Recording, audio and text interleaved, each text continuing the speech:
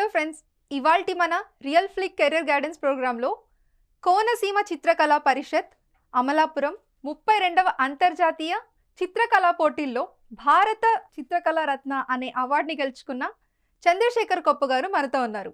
Mona Lisa చిత్రపటం అనగానే ఎంతో క్రేజ్ ఉంది ఆల్ ఓవర్ ద వరల్డ్. ఎందుకు అంత క్రేజ్ ఉందంటారు? మొనాలిసా పెయింటింగ్ అనేది నిజంగా ఒక వండర్. సో ఎందుకంటే అది 14th సెంచరీలో లియోనార్డో డావిన్సీ అనే ఒక చిత్రకారుడు తన ఇమాజినేషన్ నుంచి పుట్టిన ఒక అద్భుతమైన అందమైన అమ్మాయి చిత్రం అది. సో అందుకని అప్పట్లో ఆర్ట్కున్న వాల్యూని బట్టి అది ఒక యాన్షియంట్ పీస్ కాబట్టి దానికంత వాల్యూ. ఎస్పెషల్లీ ఇంకొక విషయం ఏంటంటే ఎవరైతే వ్యూవర్ ఉంటారో మొనాలిసా పెయింటింగ్ ముందు నిలబడి మనం ఏదైతే అనుకుంటుంటామో, అంటే మనం ఒక సాడ్గా ఫీల్ అవుతుంటామో, లేకపోతే నవ్వుతూ ఉంటామో, లేకపోతే ఏ ఎమోషన్ మనలో క్యారీ అవుతుందో అదే ఎమోషన్ చూసేవాడికి ఆ పెయింటింగ్లో రిఫ్లెక్ట్ అవుతుంది. సో అందుకని ఆ పెయింటింగ్ అంత వాల్యూ. సో మీకు ఆర్ట్ మీద ఇంట్రెస్ట్ రావడానికి కారణం ఏంటి? సో ఆర్ట్ మీద ఇంట్రెస్ట్ రావడానికి కారణం అని పర్టికులర్గా ఎప్పుడు మొదలయ్యింది అనేది నేను కరెక్ట్గా గుర్తులేదు. కానీ నాకు ఊహ తెలిసినప్పటి నుంచే బొమ్మలు గీయాలి అనే ఆలోచన కంటే కూడా ఒక ఆనందం వేసేది. అంటే మనం పలక మీద బలపంతో రాస్తుంటాం కదా, అక్షరాలు రాయడం కంటే ముందు ఆకారాలు గీయడం అలవాటై అది ఆ హ్యాపీనెస్ ఇచ్చేది. సో అలా ఏది దొరికితే దాని మీద రాసుకుంటూ గీసుకుంటూ అవడం వల్ల అలా ఇంట్రెస్ట్ క్రియేట్ అయింది. మామూలుగా ఏదైనా ఒక క్రియేటివ్ టాలెంట్ ఉన్నప్పుడు, ఎస్పెషలీ ఆర్ట్ ఫామ్ అన్నప్పుడు మనం ఏదైనా బొమ్మలు గీయడం కానీ మన ఇమాజినేషన్కి తగ్గట్టుగా మనం ఏదో ఒకటి డ్రా చేస్తుంటాం కదా, అలా డ్రా చేయడం అనేది ఒక హీలింగ్ అని అంటారు. అది నిజమేనా? 100% అది నిజమే. ఎందుకంటే ఒక ఒక ఒక మనిషిలో ఉన్న థాట్ని ఒక విజువలైజ్ చేయడం అనేది చాలా గొప్ప విషయం. అందరూ రాస్తారు కానీ అందరూ గీయలేరు. అందరికీ థాట్స్ ఉంటాయి కానీ అందరూ దాన్ని విజువలైజ్ చేయలేరు. సో ఆ విజువలైజ్ చేసే క్వాలిటీ ఉండడం అనేదే ఆర్ట్. సో ఆ ఆర్టిస్ట్ క్వాలిటీ ఉండడం అనేది నిజంగా చాలా గొప్ప విషయం. పుస్తకాల పరంగా చూసుకుంటే ఒక ఓల్డ్ ఏజ్ ఆర్ట్ అనేది చాలా వివరంగా అందులో చెప్పబడి ఉంటుంది. అవును. ఇప్పుడు డిజిటల్ ఆర్ట్ అనేది చాలా వెలుగులోకి వస్తుంది. సో ఈ న్యూ ఏజ్ ఆర్ట్కి ఓల్డ్ ఆర్ట్కి ఉన్న డిఫరెన్స్ ఏమంటారు? సో దీనికంటేనండి, జనరల్గా ఆర్ట్ అనేది ఒకప్పుడు ఎంటర్టైన్మెంట్ ఫ్యాక్టర్గా ఉండేది. అంటే అప్పట్లో డిజిటల్ అనేది లేదు, ఎంటర్టైన్మెంట్ మీడియా లేదు కాబట్టి జనాలు వాళ్ళ హార్డ్ వర్క్ మార్నింగ్ అంతా ఈవినింగ్ వరకు కష్టపడి వాళ్ళ రిలాక్సేషన్ కోసం ఆర్టిస్టిక్ ఫామ్స్ మీద ఆధారపడేవాళ్ళు. ఫర్ లైక్ యాక్టింగ్ కానీ, డ్రామాస్ కానీ, లేకపోతే ఫోక్ ఆర్ట్ కానీ, ఇలాంటివి ఎంటర్టైన్మెంట్గా ఉండేది. తర్వాతి కాలంలో, మారుతున్న కాలంలో, డిజిటల్ యుగంలోకి వచ్చిన తర్వాత ఏదైతే ఎంటర్టైన్మెంట్ ఫ్యాక్టర్ ఉందో ఆ ఎంటర్టైన్మెంట్ కూడా డిజిటల్గా మారడం వల్ల ఒరిజినల్ ఆర్టిస్టులకి వాళ్ళని కెరియర్గా, అంటే ఎంటర్టైన్మెంట్గా ఉన్న ఆర్ట్ కెరియర్గా మారింది. సో ఇప్పుడున్న అవకాశాలు మన ఇంజనీరింగ్ కానీ, డాక్టర్ కానీ, లేకపోతే ఆర్కిటెక్చర్ లాంటి పెద్ద పెద్ద సంస్థల కంటే కూడా, పెద్ద పెద్ద ఆర్ట్ కెరియర్ కంటే కూడా art career, fine arts career అనేది చాలా బలంగా ఇప్పుడైతే ఉంది. ఫైన్ ఆర్ట్స్కి సంబంధించి కెరీర్ ఆపర్చునిటీస్ ఎలా ఉంటాయి అండ్ ఏ డిపార్ట్మెంట్స్లో ఆర్ట్ అనేది ఒక స్ట్రీమ్ ఉంటుంది? ఫైన్ ఆర్ట్స్లో చాలా ఆపర్చునిటీస్ ఉన్నాయి ఇప్పుడైతే. సో దాంట్లో మాన్యువల్ ఒకటి, డిజిటల్ ఒకటి. సో మన ఆర్ట్ని మాన్యువల్గా ప్రజెంట్ చేయొచ్చు, డిజిటల్గా ప్రజెంట్ చేయొచ్చు. సో మాన్యువల్గా తీసుకుంటే మీకు బుక్ ఇల్లస్ట్రేషన్స్ దగ్గర నుంచి, కార్టూనిస్ట్ దగ్గర నుంచి, క్యారికేచర్ దగ్గర నుంచి అండ్ ప్రొఫెషనల్ ఆర్టిస్ట్ వరకు చాలా కెరియర్ ఆప్షన్స్ ఉంటాయి.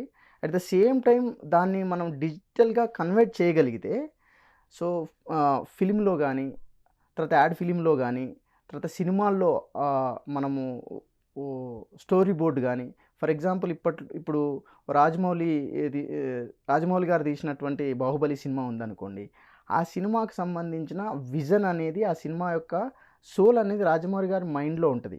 దాన్ని ఒక కాస్ట్యూమ్ డిజైనర్కి కాస్ట్యూమ్స్, ఒక ప్రాపర్టీ డిజైన్ చేయడానికి ఒక ప్రాపర్టీ డిజైనర్కి ఆయన మనసులో ఉన్న విజన్ని ఎక్స్ప్లెయిన్ చేయాలంటే ఆయన థాట్స్ని ఒక విజువలైజేషన్ కావాలి.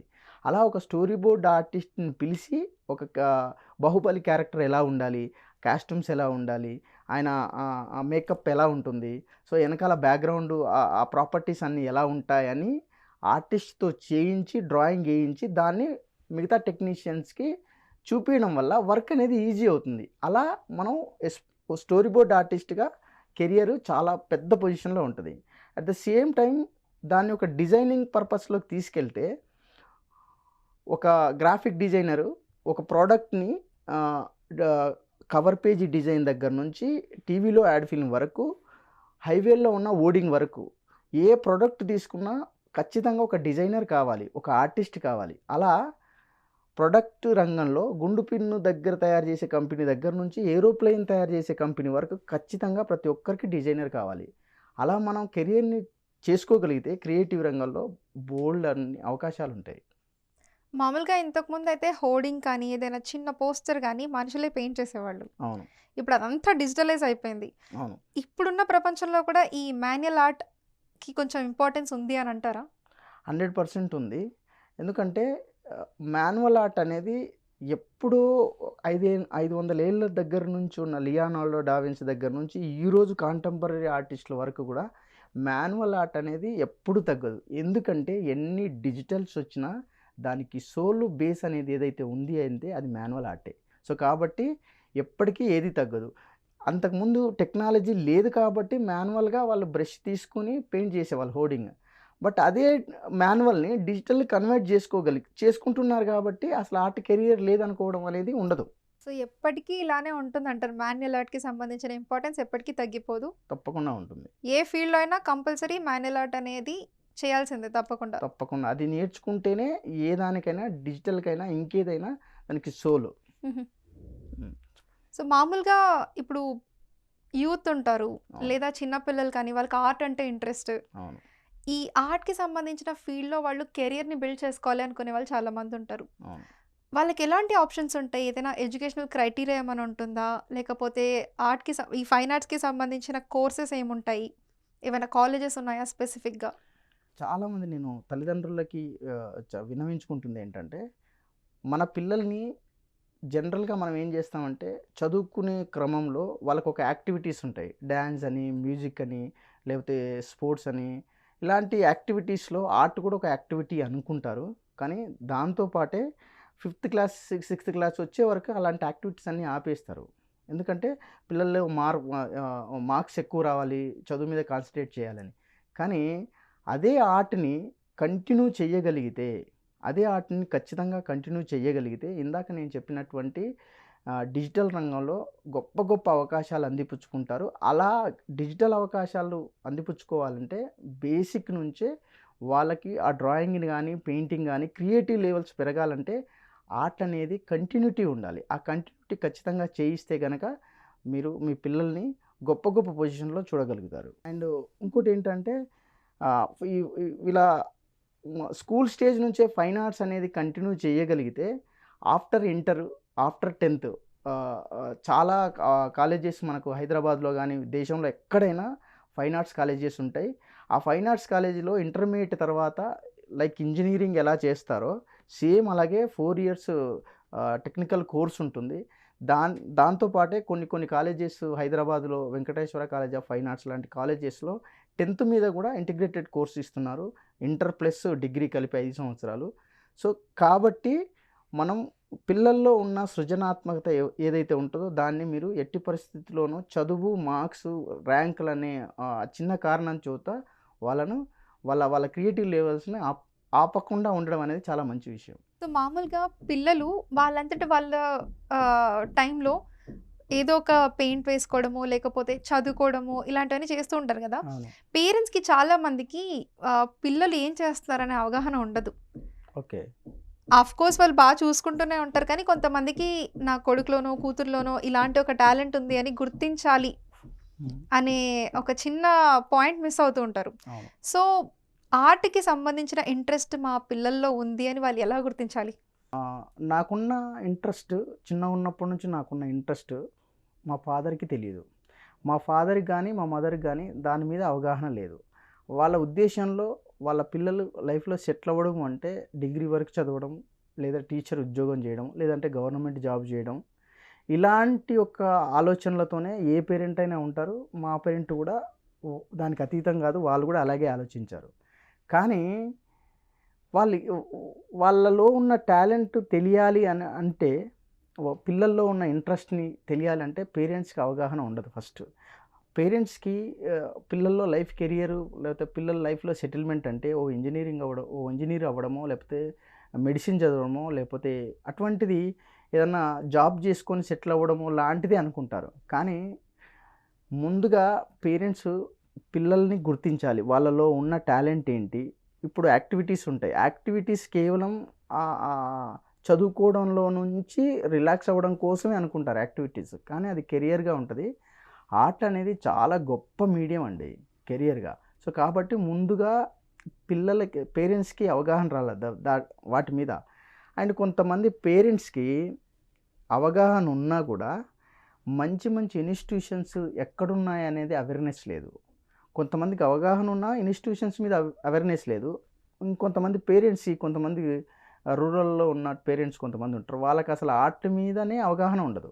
సో, కాబట్టి పేరెంట్స్ తెలుసుకోవాల్సిన విషయం ఏంటంటే, మన పిల్లల్లో ఉన్న ఎక్స్‌ట్రా టాలెంట్ ఏదైతే ఉంటుందో, అది కెరియర్‌గా మార్చుకునే అవకాశాలు ఇప్పటి యుగంలో చాలా ఉన్నాయి. వాటిని ఫైన్ ఆర్ట్స్ వేదికగా చాలా యూనివర్సిటీస్ కోర్సెస్ అందిస్తున్నాయి కాబట్టి పేరెంట్స్‌ని అవగాహన చేయడం, ఎడ్యుకేట్ చేయడం అనేది చాలా అవసరం. సో, పేరెంట్స్‌కి అవగాహన కల్పించాలి అనే ఈ క్రమంలో ఎలాంటి కాలేజెస్ ఉంటాయి? అసలు ఎడ్యుకేషన్‌కి సంబంధించి, ఫైన్ ఆర్ట్స్‌కి సంబంధించి ఎలాంటి ఎడ్యుకేషన్ సిస్టమ్ ఉంది? వాటికి స్కూల్స్ ఉన్నాయా? కాలేజెస్ ఉన్నాయా? డిప్లొమా ఉందా? ఇందులో ఎడ్యుకేషనల్ క్వాలిఫికేషన్ అనేది ఎట్లా ప్రోగ్రెస్ చేసుకోవచ్చు ఒక స్టూడెంట్‌గా? ఆర్ట్ నేర్చుకోవడానికి ఏ క్వాలిఫికేషన్ అక్కర్లేదండి. హుహు. ఎవ్వరి ఏజ్‌తో సంబంధం లేదు. ఏ క్వాలిఫికేషన్ అవసరం లేదు. ఎందుకంటే ఇది ఒక ఒక స్వతహాగా నేర్చుకునే ఒక క్వాలిటీ కాబట్టి ఏ క్వాలిఫికేషన్ అక్కర్లేదు. హుహు. కానీ అకాడమిక్ ఎడ్యుకేషన్ కావాలనుకున్నా, లేకపోతే కెరియర్ కావాలనుకున్నామా కావాలనుకుంటే గనక చాలా ఇన్‌స్టిట్యూషన్స్ ఉన్నాయి. సో, 10థ్ అయిపోగానే మనకి హయ్యర్, లోయర్ అనే గవర్నమెంట్ సర్టిఫికేట్ కోర్సెస్ ఉంటాయి. Higher grade drawing, lower grade drawing ఈ 2 కలిపి ఇంకో టీటీసీ డ్రాయింగ్ అని ఒకటుంటుంది. సో, అది కాకుండా దానికంటే ఇంకొంచెం అడ్వాన్స్ లెవెల్‌లో డిప్లొమా ఇన్ ఫైన్ ఆర్ట్స్ అనేది ఉంది. సో, ఈ మధ్యే మన పొట్టి శ్రీరాములు తెలుగు యూనివర్సిటీ లాంటి పెద్ద యూనివర్సిటీస్ డిప్లొమా కోర్సెస్ ఫైన్ ఆర్ట్స్‌లో డ్రాయింగ్ అండ్ పెయింటింగ్‌లో అందిస్తున్నాయి. అండ్ దాని తర్వాత డిగ్రీ కోర్సెస్ ఉంటాయి. సో, ఆ డిగ్రీ కోర్సెస్ ఏంటంటే లైక్ మన హైదరాబాద్‌లో Jawaharlal Nehru architecture and fine arts university కావచ్చు. తర్వాత పొట్టి శ్రీరాములు తెలుగు యూనివర్సిటీస్ కావచ్చు.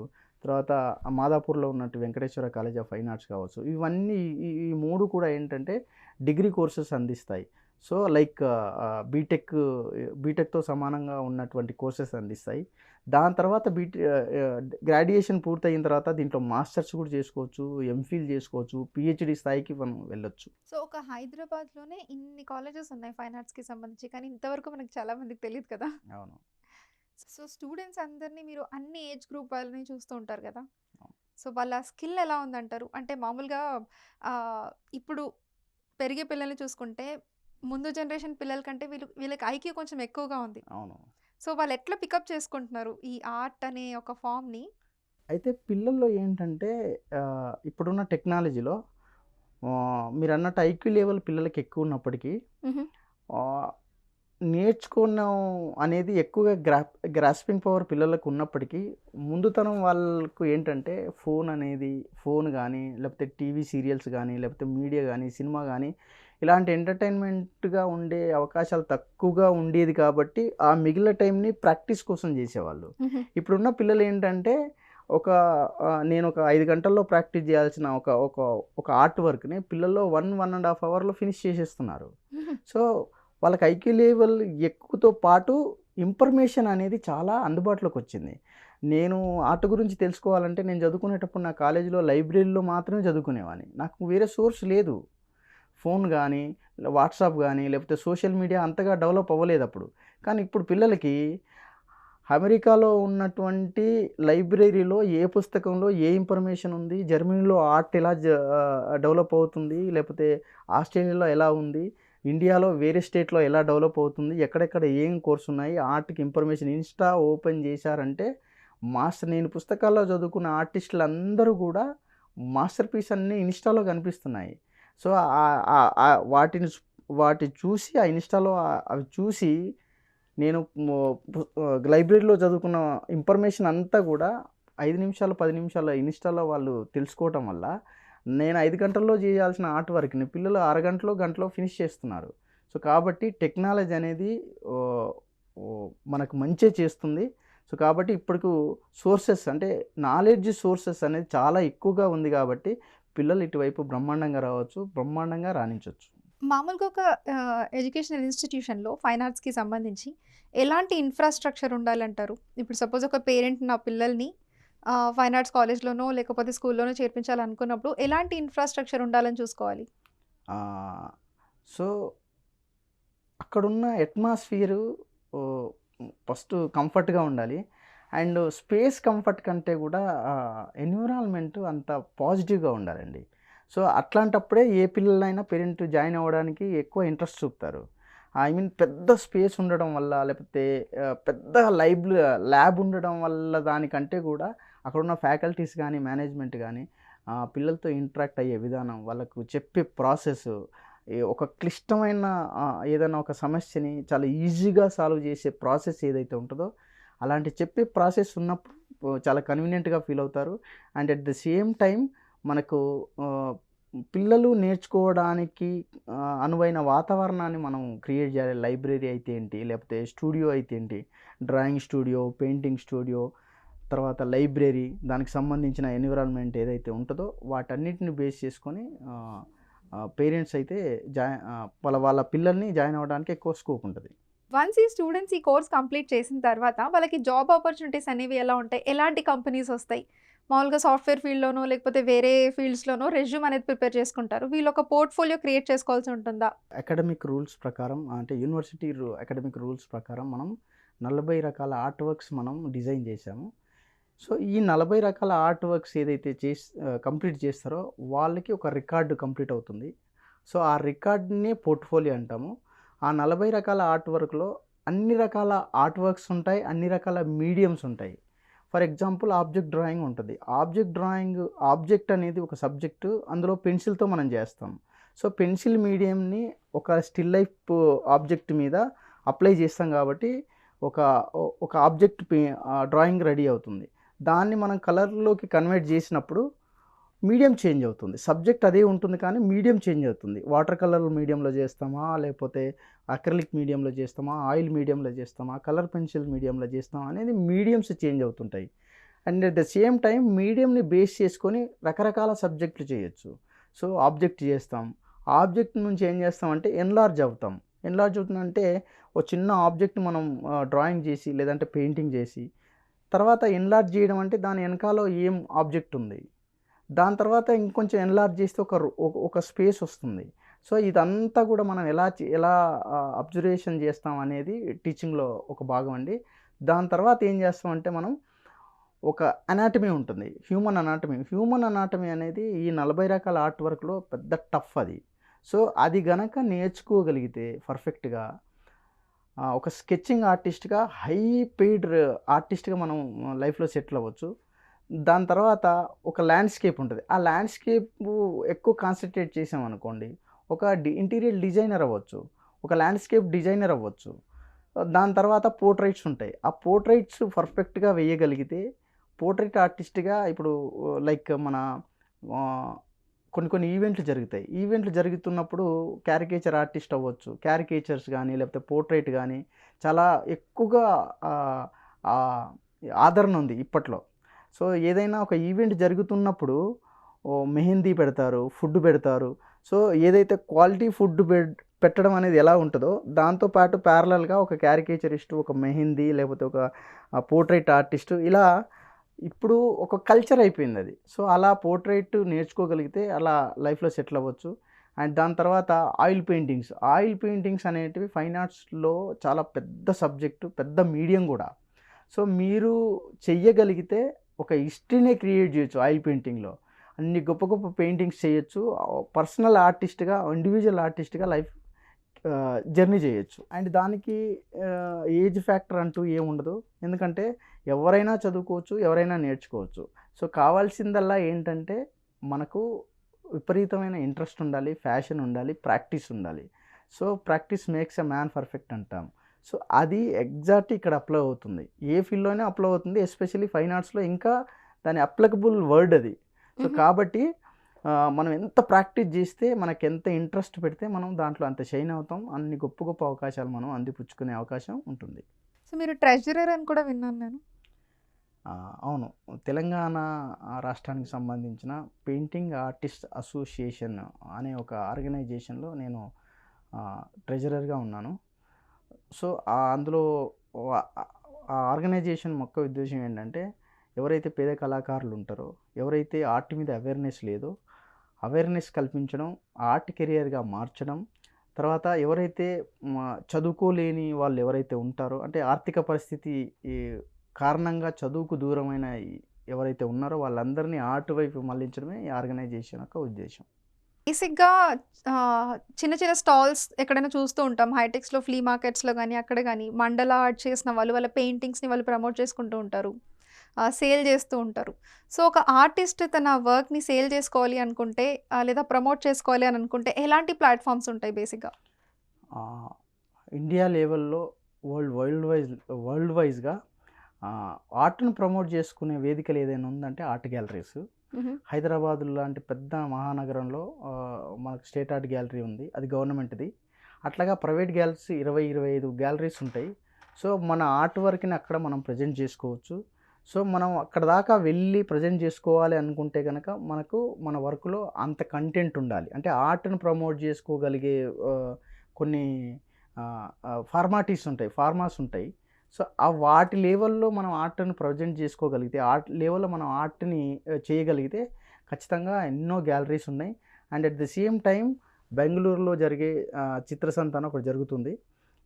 అక్కడేంటంటే కర్ణాటక చిత్రకళా పరిషత్ ఫైన్ ఆర్ట్స్ కాలేజీ వాళ్ళు ప్రతి ఏటా వాళ్ళ యూనివర్సిటీ ముందు చిత్రసంత అనేది ఒక ప్రోగ్రామ్ చేస్తారు. అందులో చాలా 1500, 2000, 3000, 4000 మంది ఆర్టిస్టులకి వాళ్ళకు స్టాల్స్ ఇస్తారు. సో మన పెయింటింగ్స్‌ని అక్కడ మనం ఎగ్జిబిట్ చేసుకొని అక్కడ సేల్ చేసుకోవచ్చు. అండ్ నేషనల్ వైడ్‌గా ఆర్ట్ గ్యాలరీస్ ఉంటాయి, ఆర్ట్ క్యాంప్స్ ఉంటాయి, ఆర్ట్ ఎగ్జిబిషన్స్ ఉంటాయి. రీసెంట్‌గా నేను ఢిల్లీ వెళ్ళొచ్చాను. ఢిల్లీ ఆర్ట్ ఫెయిర్ అనేది అమేజింగ్ అది. ఇక దాంట్లో ప్రపంచంలో ఉన్న గొప్ప గొప్ప ఆర్టిస్టులు అన్ని ఆర్ట్ కలెక్షన్స్ అన్నీ అందులో డిస్ప్లే అవుతాయి. ఒక్కో పెయింటింగ్ నేను నా కళ్ళ ముందు 50 లక్షలకి, కోట్లకి అమ్ముడుపోవడం నేను నా కళ్ళతో చూశాను.